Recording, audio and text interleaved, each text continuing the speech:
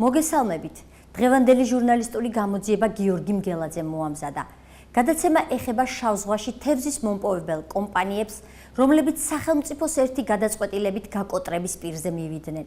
წინა ხელისუფლებამ საწარმოებს ათეულობით ტონა თევზისთვის, რომელიც მათ არ დაუჭერიათ, გადასახადი დაუწესა. შედეგად ბიზნესის წარმომადგენლებს 4 მილიონი ლარის გადახდა დააკისრეს, რაც მათ ვერ გადაიხადეს. ამის გამო ახალი ხელისუფლება უახლოეს დღეებში მათ ქონებას აუქციონზე გაიტანს. 1 ოქტომბერს თევზჭერის სეზონი დაიწყო. გემები კი სანაპიროსთან დაყადაღებულია.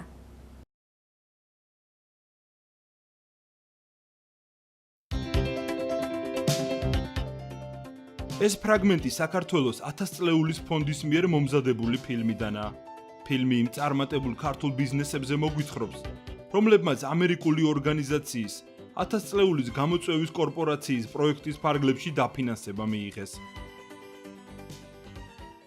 ერთ-ერთ წარმატებულ კომპანიად ფილმში შეპესე მადაი არის ნაჩვენები. მადაი შავ ზღვაში თევზჭერის 10 წლიან ლიცენზიას ფლობს. მან საქართველოს 1000 წლეულის ფონდიდან 2009 წელს 3 მილიონი დოლარის დაფინანსება მიიღო. რითაც თევზსაჭერის სეინერები და ბადეები შეიძინა. დაგვიჟული პროგრამით დასაქმდა 83 ადამიანი სისტემატიურად წლის განმავლობაში იღებს ხელფასს. სეზონის განმავლობაში 5000 კატალეს სარგებელი აქვს ამ პროგრამიდან. მადლობა ამერიკელ ხალხს, ამერიკის ხელისუფლებას მსგავსი დახმარებისთვის. 1000 წლეულის პროექტის ფარგლებში შეძენილი 3 გემი მადაის დღეს გაჩერებული ყავს. კომპანიას პრობლემები წინა ხელისუფლების დროს დაეწყო და ახალი ხელისუფლების პირობებშიც გაგრძელდა. 2013 წლის გაზაფხულიდან მადაის გემები და მთელი ქონება დაყადაღებულია და აუქციონზე გაყიდვას ელოდება. თევზჭერის სეზონი უკვე დაიწყო, თუმცა მადაის გემებს ზღვაში გასვლა აკრძალული აქვთ. თევზსაჭერი ბადეები კი მოულელობით ზიანდება. ერთდროს საუკეთესო მდგომარეობაში მყოფი გემები დღეს ასე გამოიყურება. მურმან ხარაბაძე მადაის დამფუძნებელი და ხელმძღვანელია. თევზის რეწვის ბიზნესში უკვე 10 წელზე მეტია. ფოთში თევზის გადამამუშავებელი ქარხანა და 3 თანამედროვე თევზსაჭერის სეინერი აქვს. სეზონზე რამდენიმე 1000 ტონა ქაფშიას მოიპოვებდა და მის გადამუშავებას ახდენდა. მიღებულ ფქვილს და ზეთს თურქ მეწარმეებზე ყიდდა.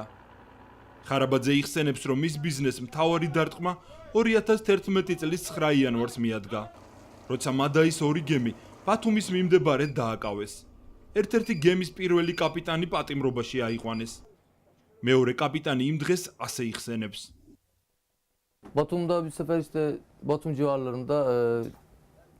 ბათუმის მახლობლად სამხედროებმა გაგვიყვანეს გარეთ.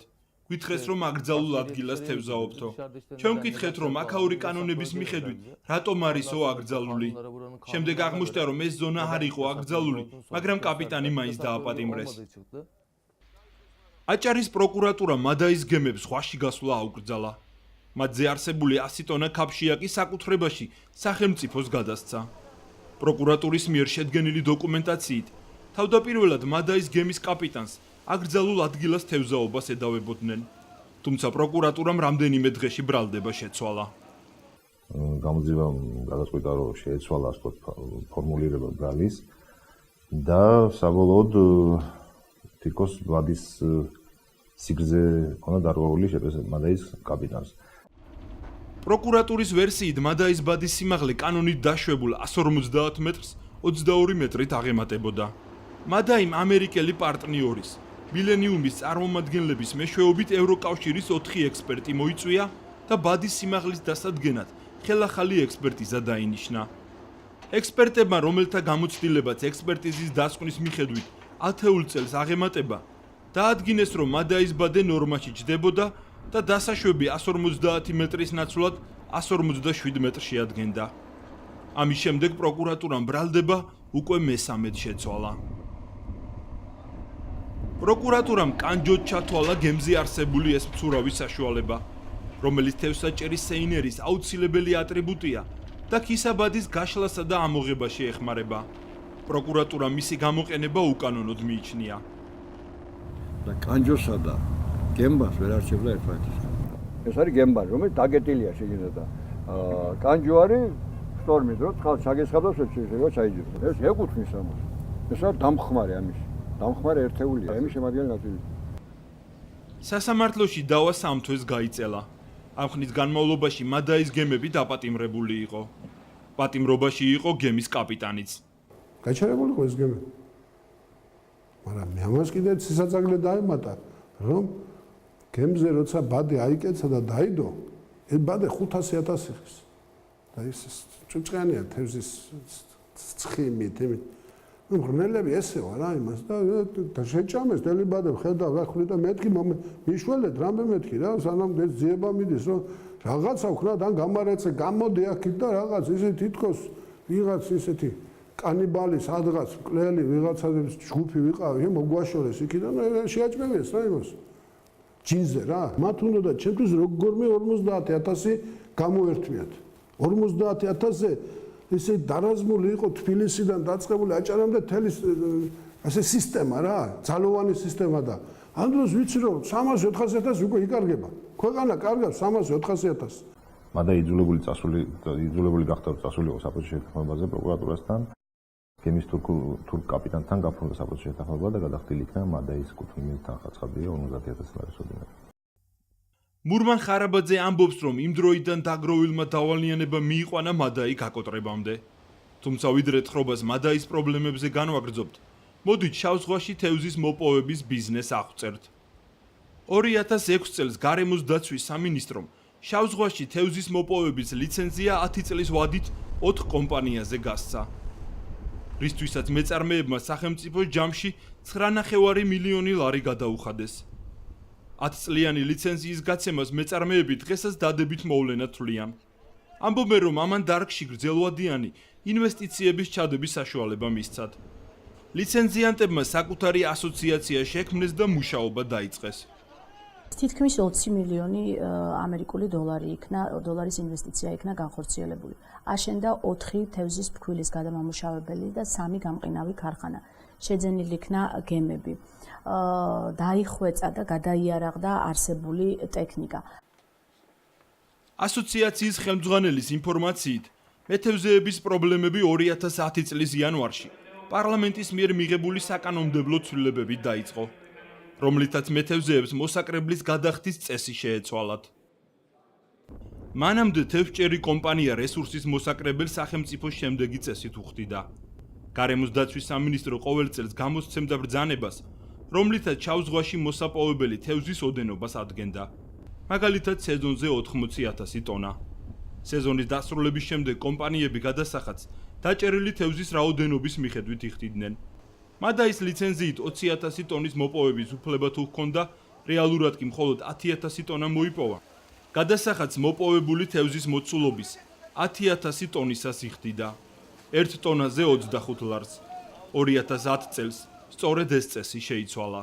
2010 წელს განხორციელდა საკანონმდებლო ცვლილება, რომლის თანახმადაც ბუნებრივი რესურსის მოსაკრებლის გადახდა ხდება არა ფაქტიურად მოპოვებული რესურსის მიხედვით, არამედ დამტკიცებული კვოტების მიხედვით.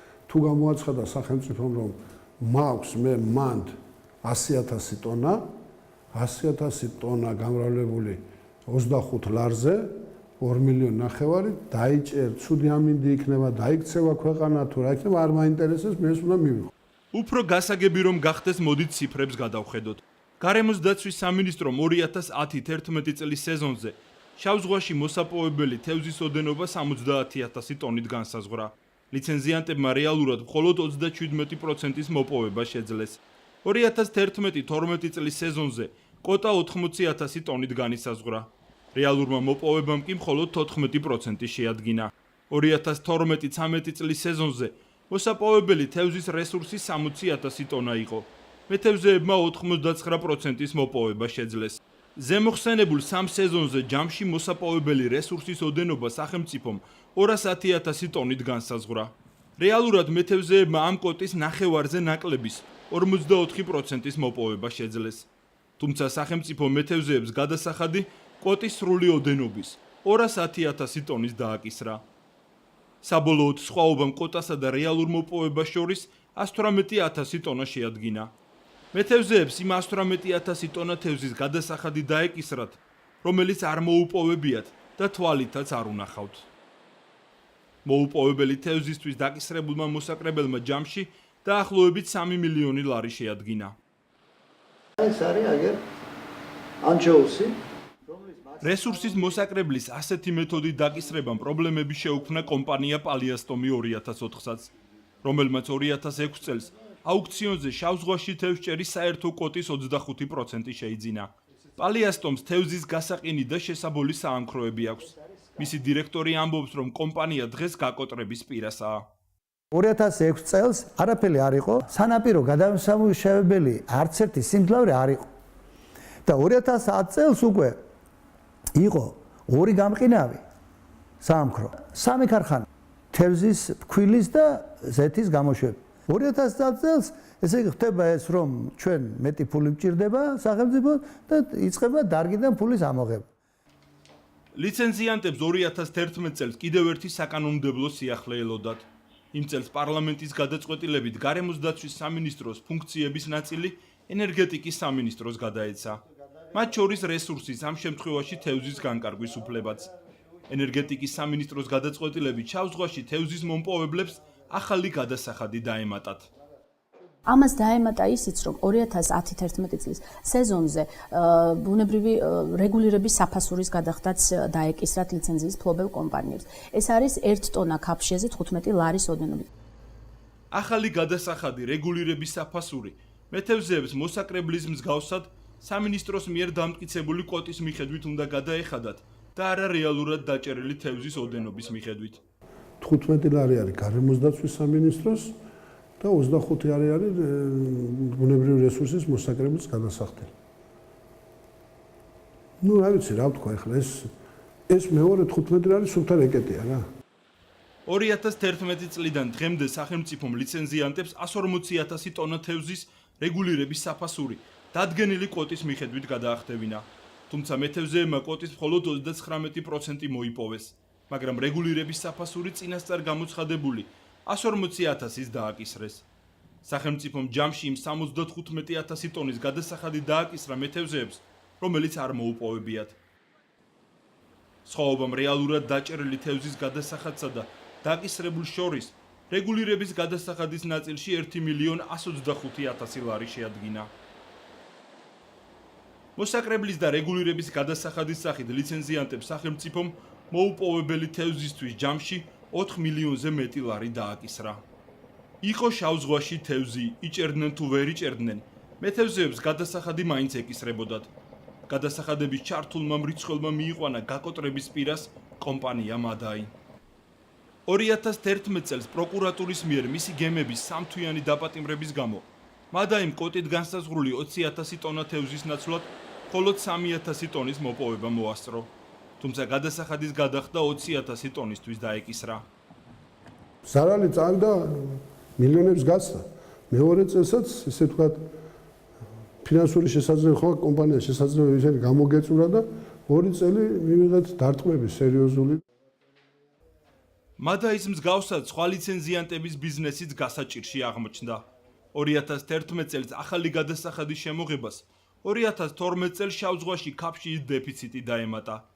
ლიცენზიანტებმა 5 სეზონის განმავლობაში ყველაზე ცოტა რესურსი, დადგენილი კვოტის 80,000 ტონის მხოლოდ 14% მოიპოვეს. კომპანიები, რომლებმაც ლიცენზიაში 10 მილიონი ლარი გადაიხადეს, 20 მილიონის ინვესტიცია განახორციელეს დარგის განვითარებისთვის, ფაქტიურად რეგულირების საფასურის გადაუხდელობის გამო ლიცენზიის ჩამორთმევის საფრთხის წინაშე იყვნენ.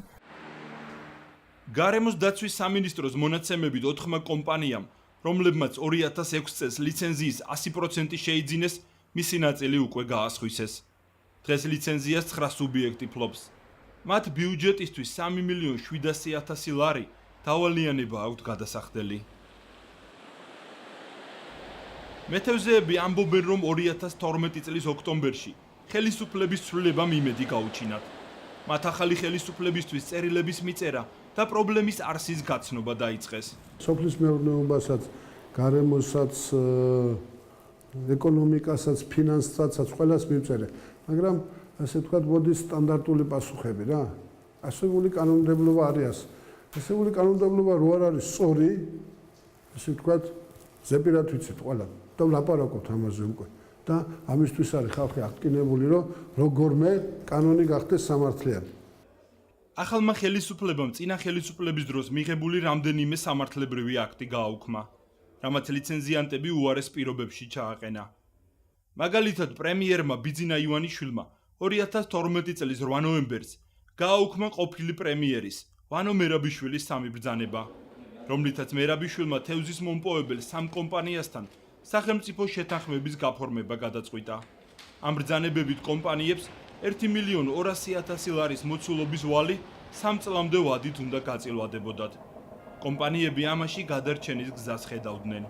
დღეის მდგომარეობით ამ კომპანიებს ეს გადასახადები ისევ ერიცხება და საჭირო არის რაღაცა ბერკეტის გამოძებნა წინააღმდეგ შემთხვევაში დარგი განწირული არის.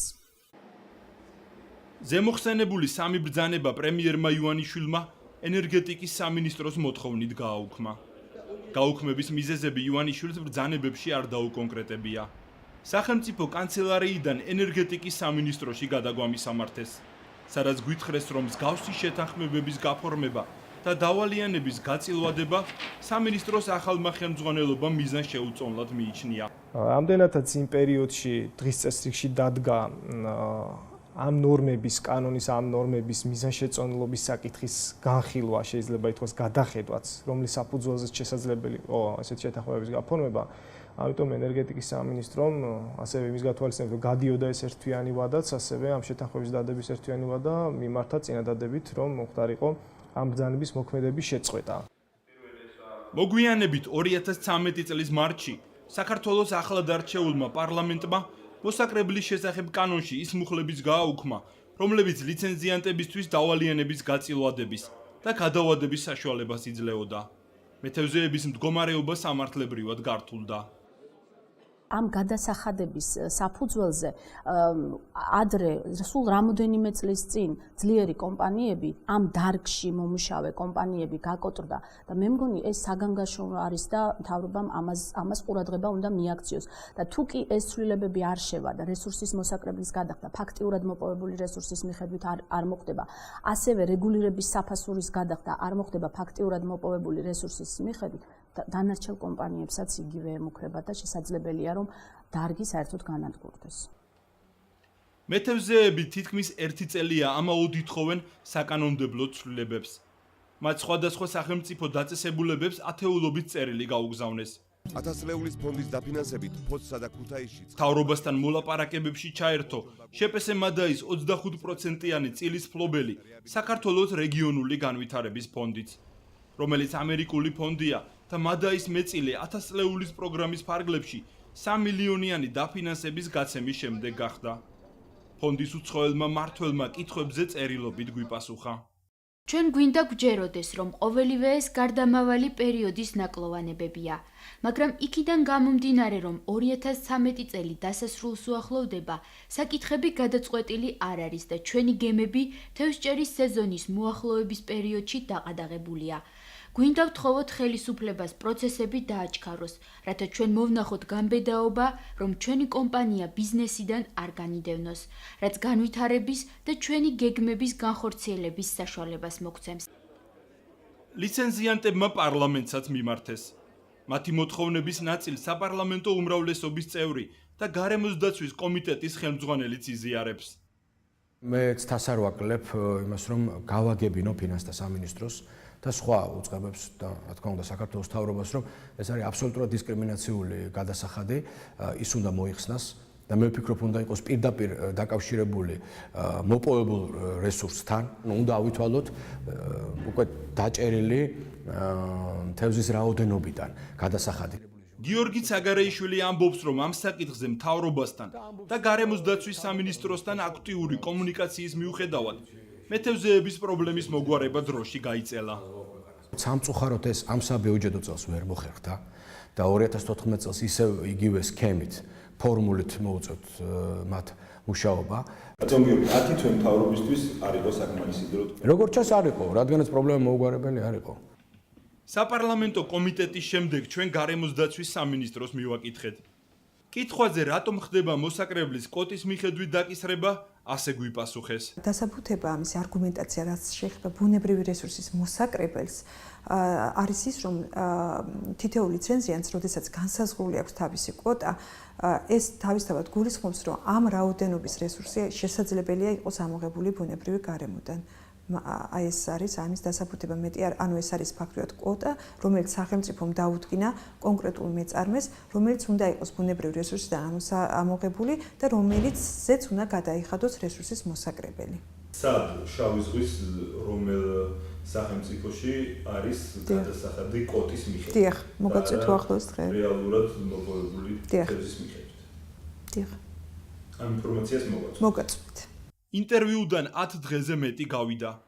არაერთგზის შეხსენების მიუხედავად, გარემოს დაცვის სამინისტროს არ მოუწოდებია დოკუმენტი, რომელიც დაადასტურებდა, რომ მოსაკრებელ შავი ზღვის სხვა ქვეყნებშიც საქართველოს მსგავსად იხდიან.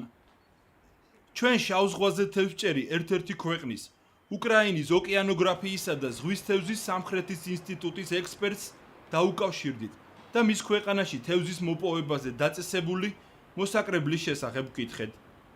ალექსანდრე ჩაშინი გვწერს, რომ მოსაკრებლის კვოტის მიხედვით დაკისრება მიუღებელია. მსხვილი მეთევზეებისთვის უკრაინაში რესურსის მოსაკრებელი 1 ტონა ქაფშიაზე $5 დადგენილი. როგორც წესი მოსაკრებელს იხდიან სეზონის დასრულების შემდეგ, კვარტლის ბოლოს დაჭერილი თევზის რაოდენობის მიხედვით. მეთევზეებს გარკვეული შეღავათებიც აქვთ. მაგალითად, ისინი ორჯერ ნაკლებ დამატებითი ღირებულების გადასახადს იხდიან, ვიდრე სხვა მეწარმეები. ლიცენზიანტების ნაწილი ამბობს, რომ 2012 წელს ხელისუფლების ცვლილების შემდეგ მათი კომპანიების ფინანსური მდგომარეობა გაუარესდა. ბოლო წლებში დაგროვილი მოსაკრებლის გადასახადის გამო მათი საკუთრება დააყადაღეს. საახსრულებლო ფურცლებში აღნიშნულია, რომ ქონება აუქციონზე გაიყიდება. რაც პალესტინოს გააჩნია ლიცენზიის ჩათვლით, ყველაფერი ეს არის დაყადაღებული.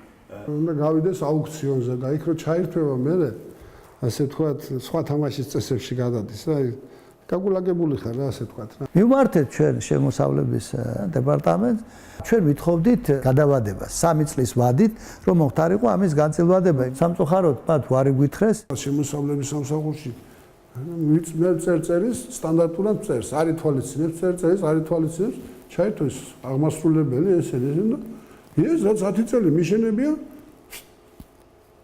შეუძლიათ ერთ კვირაში დაანეო. იქ როგორ? მეთევზეები ამბობენ, რომ დავალიანებები უსამართლოდ დაუგროვდათ და ფინანსთა სამინისტროს საკითხის შესწავლის თხოვნით არაერთგზის მიმართეს. შავ ზღვაში თევზის მომპოვებლების პრობლემების შესახებ ინტერვიუ ფინანსთა სამინისტროში არ მოგცეს. განგვიმარტეს, რომ ეს დარგი ეკონომიკის სამინისტროს აბარია. ეკონომიკის სამინისტროში გვითხრეს, რომ ლიცენზიანტების კოორდინაციის ფუნქცია ჩამოერთვათ. მეთევზეობის დარგის პრობლემებზე გარემოს დაცვის მინისტრი ჩავწერეთ. თუ რამე უსამართლოა, ის უნდა გასწორდეს იდეაში ახლა და საერთოდ, მაგრამ ეს რამდენად სამართლიანია თუ უსამართლოა, ეს კარგად უნდა იყოს შესწავლილი. ასეთი რაღაცების უბრალოდ ნებისმიერი თუ რაღაც ცვლილება იქნება, ეს უნდა იყოს მართლაც და მართლაც არა მხოლოდ რომ ვინმე ლიცენზიანტს მოუნდა, ან ვინმე სამინისტროს მოუნდა, ეს უნდა იყოს აბსოლუტურად ისეთი დასაბუთებული და სამართლიანი და მეთევზეები სახელმწიფოსგან პრობლემის გადაწყვეტის მოლოდინში არიან. ამბობენ, რომ დღეს ხელისუფლებაზეა დამოკიდებული გადარჩება თუ არა შავი ზღვის მეთევზეობა. მადაი 3 გემის დაყადაღების შემდეგ ლიცენზიანტების ფლობელობაში გემი აღარ დარჩა.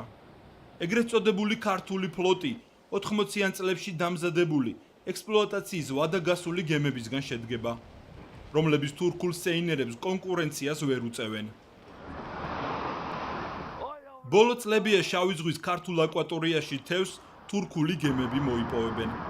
ამ კადრებში თურქული სეინერების ფოთის პორტიდან სათევზაოდ გასვლა აღბეჭდილი.